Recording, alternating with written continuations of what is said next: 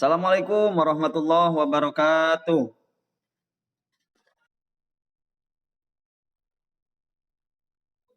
Hamdan wa syukran lillah, salatan wa salaman ala rasulillah, amma ba'du. Apa kabar anak-anak sekalian?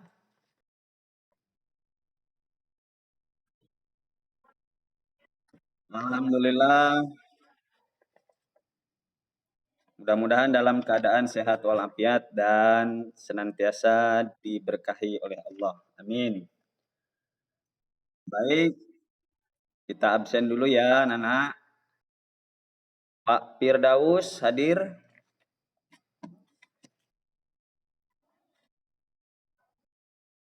Ibu Rina. Masya Allah, semangat. Ibu Rohani. Ibu Tuti.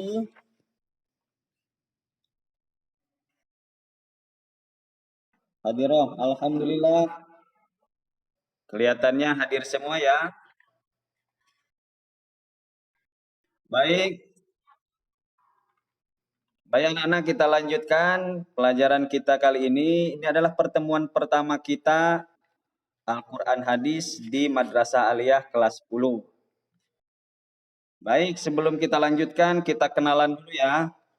Karena pepatah mengatakan tak kenal maka kenalan. Tak kenal maka kenalan. Baik, nama saya Yus Suhardiman.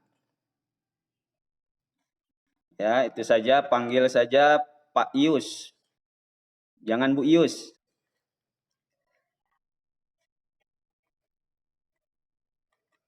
Dan kali ini kita akan belajar, tema kita adalah Al-Quran adalah kitabku. Dan kita akan sampaikan tujuan pembelajaran, yaitu yang pertama menjelaskan pengertian Al-Quran menurut para ulama. Yang kedua, tujuannya yaitu menjelaskan nama-nama Al-Quran. Dan yang ketiga, yaitu menunjukkan perilaku orang yang berpegang teguh kepada Al-Quran. Baik, untuk selanjutnya kita masuk kepada pengertian Al-Quran menurut para ulama. Berbicara tentang pengertian Al-Quran, maka ada dua hal. Yang pertama, pengertian secara bahasa atau disebut secara etimologi. Yang kedua, pengertian Al-Quran menurut istilah atau kita kenal dengan terminologi. Nah, baik, kira-kira masih ingat barangkali menurut anak-anak sekalian, sebelum kita lanjut mengetahui pengertian Al-Quran menurut para ulama, kira-kira menurut Ibu Rina yang dipahami Al-Quran itu apa?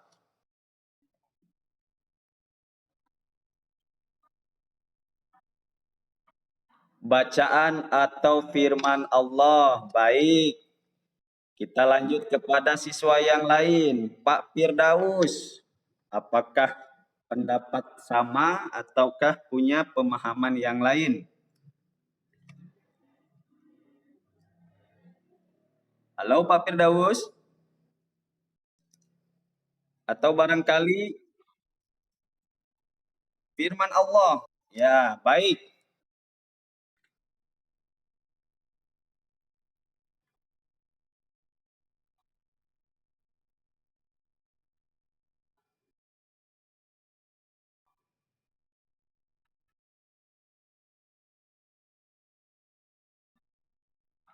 Baik.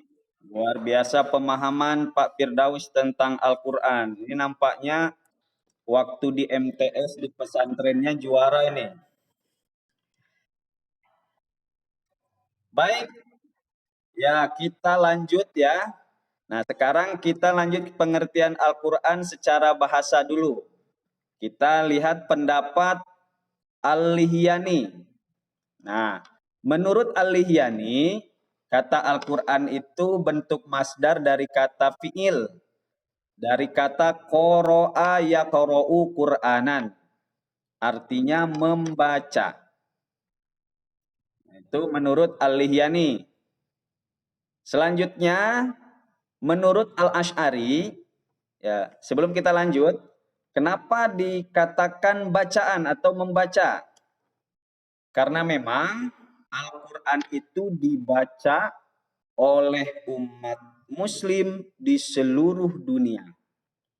Itu jadi asal kata kenapa Al-Lihyani mengatakan bahwa Al-Quran itu berasal dari kata qoro'a, artinya membaca. Yang kedua, menurut Al-Asy'ari. Kalau menurut Al-Asy'ari, kata Quran berasal dari lafaz corona. Ya, bukan virus yang kemarin viral ya. Corona yang berarti menggabungkan atau mengumpulkan sesuatu dengan yang lain. Nah, dijelaskan kenapa Al-Asy'ari mengambil kata dari kata dasar corona. Karena memang Al-Quran itu terdiri dari beberapa kata ayat yang dulu ya di awal turunnya Al-Quran itu tersebar di berbagai tempat, tersebar di di pelepah kurma, yang ditulis di pelepah kurma, di apalagi di batu dan lain sebagainya. Setelah ada kodifikasi Al-Quran, pengumpulan Al-Quran, maka jadilah satu mushaf atau satu kitab ya yang kita kenal dan kita ketahui pada saat ini. Itu sebabnya Al-Asy'ari mengatakan Al-Quran itu berasal dari kata corona yang artinya menggabungkan. Dan yang ketiga, menurut Al-Faro. Menurut Al-Faro, Al-Quran berasal dari kata qoro'inun, yaitu merupakan bentuk jamak dari kata qorinah yang berarti petunjuk atau indikator. Karena memang Al-Quran itu sebagai petunjuk hudan linnas, yaitu petunjuk bagi manusia. Nah, anak sekalian, itulah beberapa pengertian Al-Quran secara bahasa menurut beberapa ulama, yaitu Al-Lihyani, Al-Asy'ari, dan Al-Faro. Jadi nampaknya sudah disampaikan ya oleh Ibu Dina bahwa Al-Quran itu bacaan, berarti mengambil pendapatnya Lihyani. Baik, kita lanjut. Pengertian Al-Quran menurut istilah atau dikenal dengan terminologi. Menurut istilah, ada beberapa ulama juga yang mempunyai pendapat tentang pengertian Al-Quran menurut istilah. Pendapat pertama yaitu menurut Syekh Muhammad Hudari Beg. Menurut beliau, yaitu Al-Qur'anu huwal lafdul arabiyyul munazzalu ala Muhammadin sallallahu alaihi wasallam litadabburi wat tazakkuril mangkulu mutawatiran wa huwa ma daffatainil mabdu bi suratil Fatihah wal makhtum bi suratin Nas.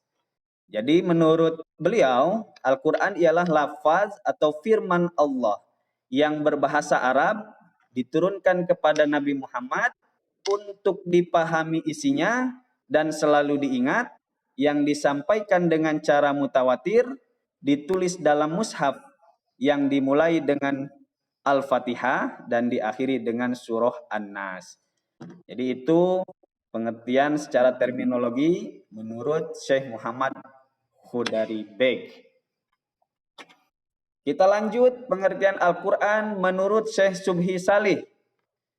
Menurut beliau, Al-Quran adalah Al-Qur'anu wal kitabul mu'jizul munazzalu ala nabiyyi sallallahu alaihi wasallam al-maktubu fil masahif al-manqulu alaihi bitawatturil muta'abbadu bitilawati. Menurut beliau, Al-Quran adalah kitab Allah yang mengandung mukjizat, diturunkan kepada Nabi Muhammad ditulis dalam mushaf-mushaf yang disampaikan secara mutawatir dan bernilai ibadah bagi yang membacanya. Itu menurut Syekh Subhi Sholih. Dan yang terakhir menurut Syekh Muhammad Abduh. Pengertian Al-Quran menurut Muhammad Abduh adalah Al-Kitabu huwal Qur'anul maktubu fil masohib al-mahfuz fi suduri man'ana bihifzihi minal muslimin. Kitab Al-Quran adalah bacaan yang tertulis dalam mushaf-mushaf yang terpelihara di dalam dada orang yang menjaganya dan menghafalnya, yakni orang-orang Islam. Nah, itulah beberapa pengertian Al-Quran menurut para ulama, baik secara bahasa maupun secara istilah. Nah, baik anak-anak, setelah kita mendengarkan apa pengertian Al-Quran menurut para ulama, baik secara bahasa maupun secara istilah, sekarang silahkan kerjakan tugas untuk menyimpulkan dari beberapa pendapat ulama, ya, untuk menyimpulkan secara garis besar kira-kira apa benang merah yang bisa diambil pengertian Al-Quran menurut anak-anak sekalian. Silahkan kepada Ibu Tuti. Kira-kira apa saja kesimpulannya?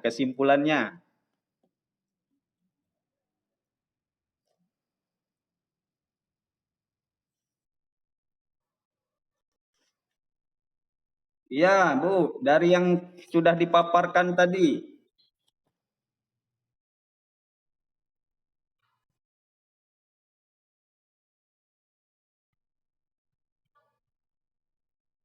Baik,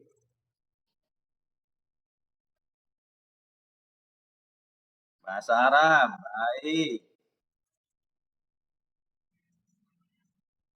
Iya. Ada lagi? Cukup? Banyak. Oh, bolehlah dua lagi.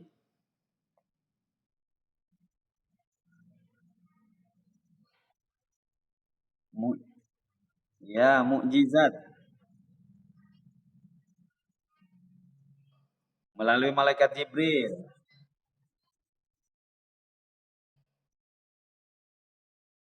Angsur-angsur ya.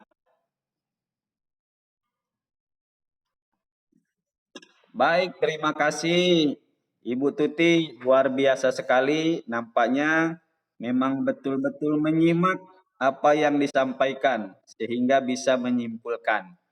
Ya, kurang lebih Bapak ulangi kesimpulan dari pengertian Al-Quran menurut beberapa ulama tadi. Yang pertama, Al-Quran itu adalah kitabullah, ya, atau firman Allah. Yang kedua juga disebut mukjizat Nabi Muhammad Shallallahu Alaihi Wasallam atau kelebihan daripada Nabi Muhammad Shallallahu Alaihi Wasallam. Yang ketiga juga termaktub dalam mushaf diturunkan secara mutawatir, berkesinambungan atau berangsur-angsur, ya, berbahasa Arab, tidak berbahasa yang lain, dan juga diturunkan melalui perantara malaikat Jibril, dan terakhir juga membacanya dinilai ibadah. Itu kelebihan daripada Al-Quran dibanding dengan kitab-kitab yang lain. Membacanya saja bernilai ibadah. Apalagi. Baik, anak-anak sekalian, demikian pertemuan kita kali ini. Mudah-mudahan bermanfaat dan setelah ini semuanya paham tentang apa itu pengertian Al-Quran baik secara bahasa maupun secara istilah. Demikian, billahi taufik wal hidayah. Assalamualaikum warahmatullahi wabarakatuh.